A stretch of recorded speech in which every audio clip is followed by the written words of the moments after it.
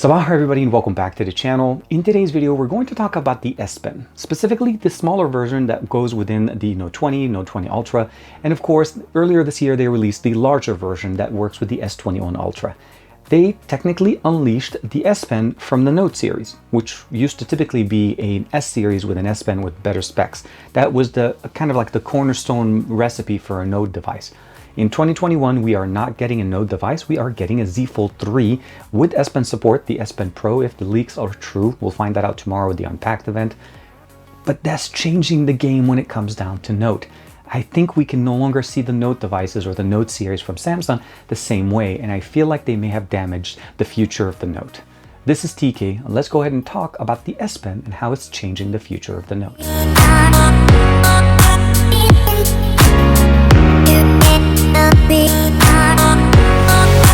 If you guys are new to the channel and you like these type of topics, make sure to hit that subscribe and like and the bell icon so that you're notified whenever we have new videos for you on the channel. The Note devices have always been known for a few specific iconic features. They typically have the largest display of a phone that Samsung releases that year.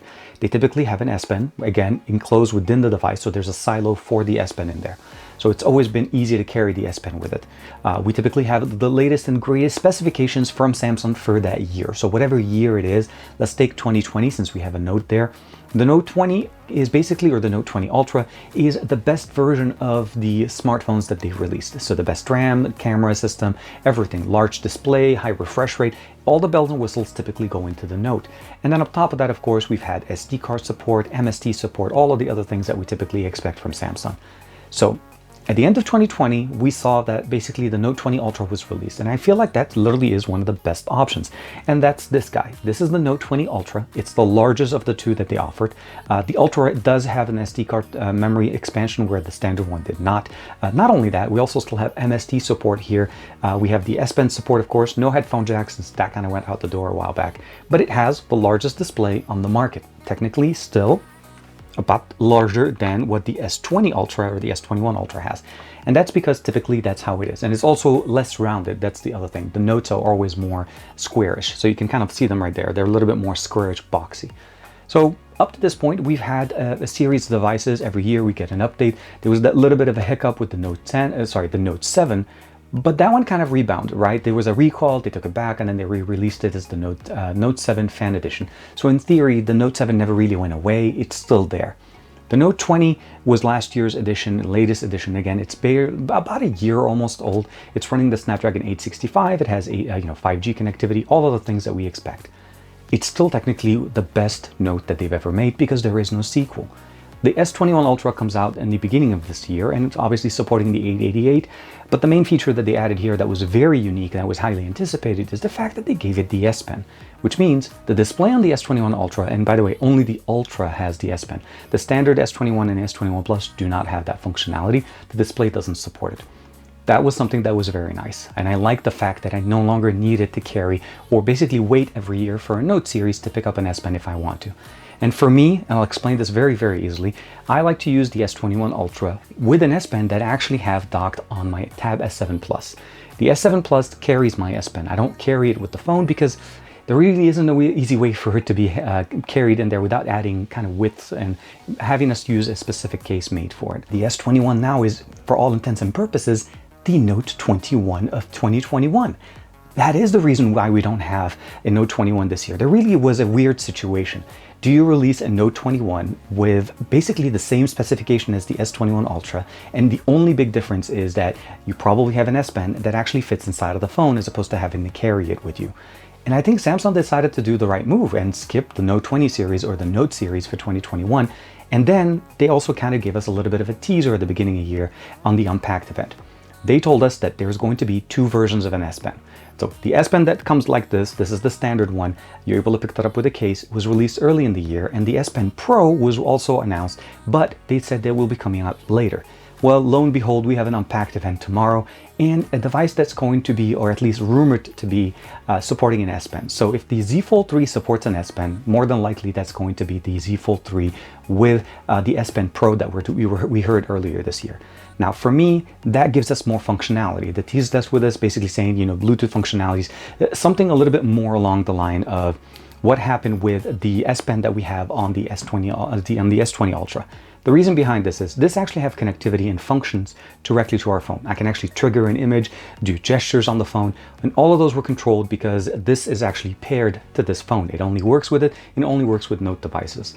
Where the S Pen that came out with the S21 Ultra earlier in the beginning of the year doesn't do that. It works on the display, so I'm able to do all the touches, all the functions that I'm able to do on the Note series on the S21, but there was no Bluetooth connectivity. I could not gesture, I could not trigger an image. All of that still had to be done manually with the phone. So the Pro, or the S Pen Pro, is supposed to fix that. Again, if everything holds up and all the features that they mentioned are true, the Z Fold 3 looks like it's coming in with a massive, well, feature that I don't think any other foldable has down the market right now. And that's something that makes me very excited. And I'm coming from the point of view of a Galaxy Z Fold 2 owner. I also had the first generation Galaxy Z Fold, and I had to deal with some of the issues there. The Z Fold 2 definitely has fixed a lot of the concerns and the issues that we had with the first generation, and then they moved forward in a direction that I felt was the right move.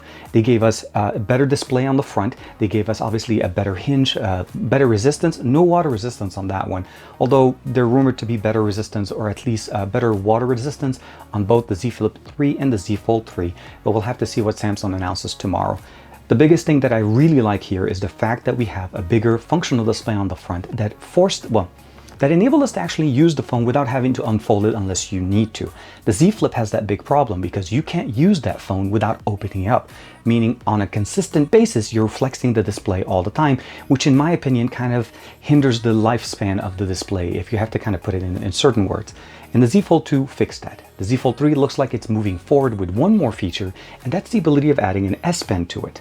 Now, I'm not sure if this is going to be basically an S Pen on all the display, or it's going to be just on the outside display, because I feel like, honestly, they could have done an S Pen on the external display on the Z Fold 2 a year ago, because the display on the outside it has a glass covering, and you could have potentially made it very easily by just using a different panel.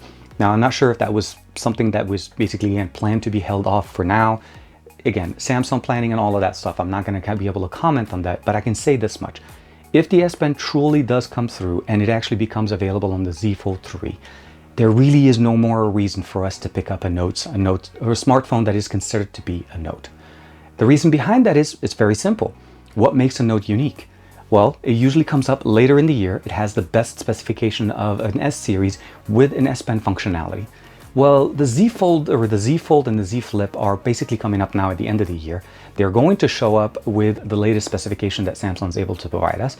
And they have S Pen support. And if we want the best Samsung device of 2021, well, the S21 Ultra is already out, and it's been out since the beginning of the year. The 888 Plus is not really giving us a lot of features or a lot of horsepower over what we got with the 888. I think it's more based on the AI functionality and algorithms in there. So the overall performance between the 888 and the 888 Plus is going to be basically minuscule or almost unnoticeable to most of us. But the fact of the matter is, this little S Pen, even if the Pro version ends up becoming, again, something that provides us more features with connectivity, took away that need for the Note. And I feel like the Note can never rebound from this. And I don't think this is going to come back for them next year. There's really very few things they could have done or they can do to the Note series to make it unique. Now, up to this point, Samsung has allowed us to use any of the S Pens on the S Pen from the Note 20 series, as well as the one on the S21 series are interchangeable, even if you want to use it on the tablet. So my hope is that the S Pen Pro, or whatever the version of it that comes out, ends up becoming something that crosses all of these devices again. We want S Pens to work across ecosystems because it actually makes perfect sense. If we're able to bring one S Pen that works on my tablet, on my phone, on my foldable, it makes it so that I don't have to carry so many S Pens just to use devices because they don't have them inside like the Note 20 series is. So hopefully tomorrow's Unpacked is going to be announcing a whole bunch of new features. Obviously the S Pen confirmation with the leaks that we've seen is basically poising us to see a very good ruggedized, slightly more ruggedized Z Fold 3 that we saw before.